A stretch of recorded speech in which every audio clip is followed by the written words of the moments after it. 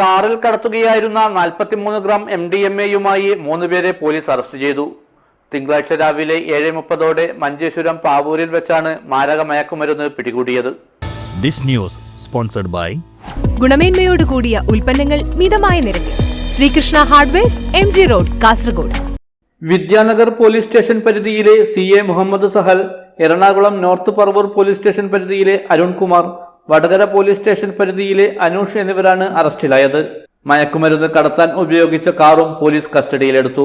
തിങ്കളാഴ്ച രാവിലെ 7:30 മഞ്ചേശ്വരം പാവൂരിൽ വെച്ചാണ് സ്വിഫ്റ്റ് കാറിൽ കടത്തിയ മാരക മയക്കുമരുന്ന് പിടികൂടിയത്. ജില്ലാ പോലീസ് മേധാവി VV വിജയഭാരതി റെഡ്ഡിക്ക് ലഭിച്ച രഹസ്യ വിവരത്തെ തുടർന്ന് മഞ്ചേശ്വരം പോലീസും ഡാൻസർ സംഘവും ചേർന്നാണ് പരിശോധന നടത്തിയത്.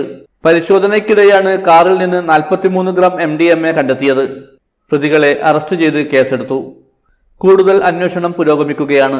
ബംഗളൂരുവിൽ നിന്നാണ് മയക്കുമരുന്ന് എത്തിച്ചതെന്ന് പ്രതികൾ ചോദ്യം ചെയ്യലിൽ സമ്മതിച്ചിട്ടുണ്ട്.